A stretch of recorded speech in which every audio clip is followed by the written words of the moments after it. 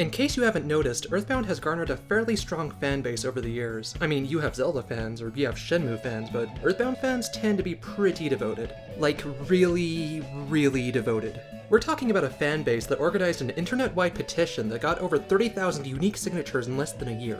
Mind you, this was in 2002. There are like more people on Facebook today than there were people who had internet in 2002. You don't mess with mother fans. Unless you're Nintendo. What is it about this game that makes people fall so madly in love with it? While I won't even pretend to have all the answers, I do have most of them.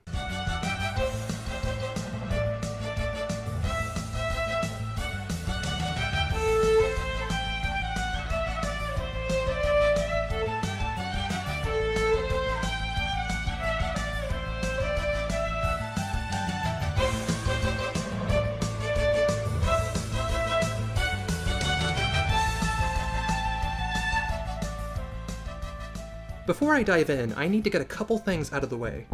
One, this isn't necessarily a review of the game, it's more of an analysis of certain aspects of it. So I'm not going to summarize the plot, and aside from any in-game footage you see on screen, I'm going to keep significant plot spoilers to an absolute minimum. So no worries for those of you who haven't played the game.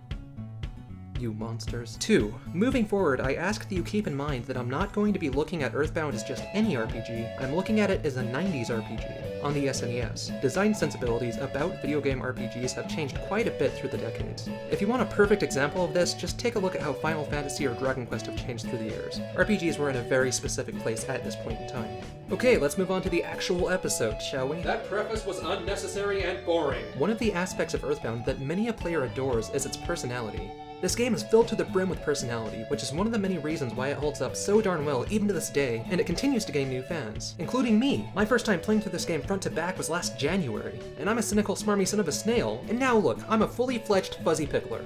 Don't read too far into that line. Really though, personality is a huge ingredient in what makes this game so phenomenal, in ways that a lot of players don't even notice. This element alone fixes a few design hangups RPGs have. It makes the universe more consistent, which is very important in an RPG, and it actually allows for the writing to be better, more nuanced, and subtle than a lot of other games at the time. This game's personality is really that important? Dude, I think you're just blowing smoke out of your ass. Here, let me paint you a picture. You're in an RPG and you've just arrived at a new town. You've already saved and you're not sure where to go next.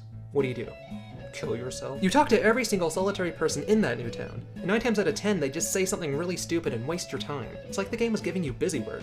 Yes, Miss Squaresoft, I turned in my homework. Can I play the fracking game now? This is one of those hangups that almost every console RPG at the time seemed to have, and most players just gritted their teeth and expected it as part of the package. Earthbound, however, eliminated any need for this tooth-gritting behavior. How? With its magical personality. The writing in this game is just bursting with it. It all just has such a quirky and playful sense of humor about it, it almost makes you want to talk to everybody in a new town, just to see what sort of silly stuff will spill out of their mouths. What in some games is mindless busywork becomes one of the core reasons why players enjoy this game, all due to the sheer strength of personality that the writing carries. The reason why the writing in this game is so strong was that it was all carefully handcrafted over 5 years by the game's producer and director, Shigesato Itoi. Itoi is a multi-talented writing ubermensch who became a celebrity in Japan during the 80s, and one way or another ended up spending well over a decade producing, writing, and directing video games with Nintendo over the years. Even Miyamoto himself has gone on record saying that he sometimes takes writing advice from this guy. But we'll get back to this shining paragon of a human being later. The town NPCs aren't the only part of this game that greatly benefited from the quirky writing. The enemies did too. They had ridiculous names and attacks that were thrown in there for the sake of humor. It can really turn what would be hours of mindless battles into funny little stints, like when a crow steals a cookie from your inventory, gorges himself on it, and then becomes far too happy with himself to attack you anymore. 1, that's actually an interesting design idea. 2, that's just ridiculous. Aside from the writing, the music and aesthetics also do a lot to help strengthen this game's sense of personality. A quarter of the space on the game's cartridge was taken up by the music alone, a whopping 8 megabits. Ugh. For some perspective, there were entire SNES games on store shelves at the time that used less space than this game's music, but those megabits were not ill-spent because the music is great. Even a lot of enemies have their own theme songs, and I'm not just talking bosses. You'll get into fights with insignificant overworld enemies that have their very own motif. It sounds like a tiny detail, but it goes miles towards giving each kind of fight its own flavor independent of the raw mechanics, and it pushes that sense of personality to the forefront. Also, the color palettes that were chosen for each town go a long way towards establishing the tone and feel of each area, and if you couple these beautiful palettes with some absolutely stunning music, you can tell that these places weren't just slapped together in an afternoon. These elements were carefully handcrafted and pulled freshly out of the oven just like Grandma used to make.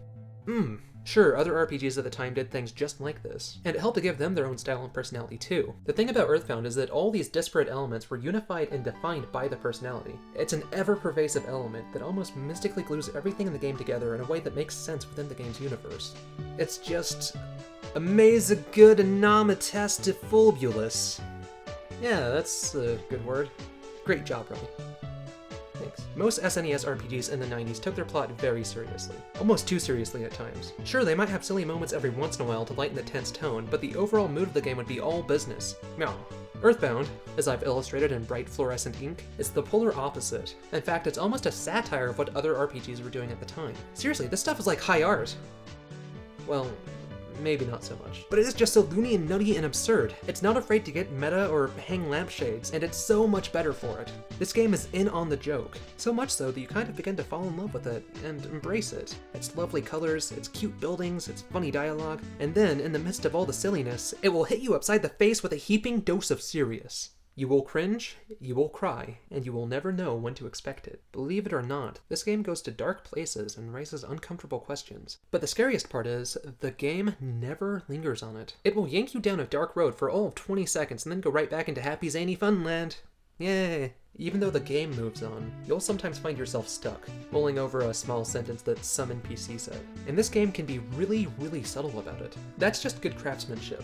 You have games today that are struggling with gaining a player's empathy. Earthbound almost effortlessly takes that empathy and plays tiddlywinks with it. And that's another thing actually. It's incredibly easy to relate with the characters in Earthbound. Most hardships or struggles that arose in the narrative of other RPGs at the time were very relevant to the in-game characters, but not so much to the player holding the controller. What? What I mean is, it's hard to personally feel sorry for Kane Highwind when he gets poisoned or petrified in battle. I mean, if you think about it, that would totally suck, to get poisoned or petrified in real life, but most fans of Final Fantasy probably don't think about status effects in that way, because the games don't really expect you to. But when Ness is trying to find his way out of a dark cave and starts feeling homesick, because he wants nothing more in the world right now than to hear his mother's voice over the phone because he really, really misses her, I mean, that's something that a player can empathize with. Ness is a 2D sprite afflicted with an annoying status effect, and yet, somehow, as a player, this game got me to empathize with it. I mean, Ness is just a kid after all, a tired kid in a really, really dark cave. As an aside, there's also a lot of subtext thrown in here and there. This game unabashedly draws lines all over the place and simply allows the player to read in between them. If you've played this game and you don't know what I'm talking about, you might not have looked closely enough. Even through the translation, Itoi's writing is just phenomenal. Oh, Itoi, I still have to get to him, don't I?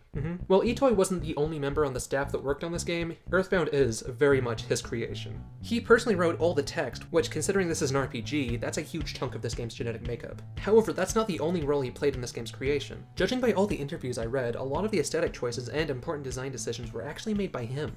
And believe it or not, even as far back as the mid-90s, it honestly seems like he had a very good grasp of game design as a creative medium. Like, better than a lot of developers do today. It's kinda scary. And Earthbound as a game does play around with what games are capable of doing, and it has a lot of cool narrative ideas here and there. In some ways, it almost feels ahead of its time. Development on this game took a total of 5 years, which is pretty lengthy even by today's standards. And Itoi said several times that things got pretty rocky during those years. He even mentioned that he'd sometimes spend nights at the office sleeping on 3 lined-up chairs.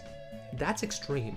Just when things were looking their darkest, president of HAL and programming whiz Satoru Iwata took the reins and saved the game's development. Later he became president of Nintendo and finally rose to power in 2018 as supreme ruler of the everything. Or not. While there is a whole bunch more I can and want to say about this game, from its fantastic enemy encounter system to the mechanics of its health bars to its downright diabolical copyright protection, I think I might save all that for another video. Earthbound is a groundbreaking game, and while sometimes its 90s does begin to peak out here and there, it almost makes the game that much more endearing. This game tells a great story that will warm your heart and tug at its strings. Just play it if you haven't, and if you've already played it, just play it again. Come on, you know you love it. Hey guys, Ronnie Edwards here. I hope you get dismembered by bottlenose dolphins. So MatPat did an Earthbound video of his own back in the day. It talks about cultists, police brutality, and a little bit of the old in out. You should totally check it out. Also, Earthbound is a very interesting game with a very interesting history, and I've only just scraped the surface. If you want a more complete history or a thorough review, check both of these fantastic videos out by Rue and the HVGN. Really, these guys are great. You might notice some overlap here and there between some of the points all our videos cover, but that's just bound to happen when you're talking about the same game. You steal men's ideas and call them your own. YouTube ill needs a theorist such as you. Do you have problems?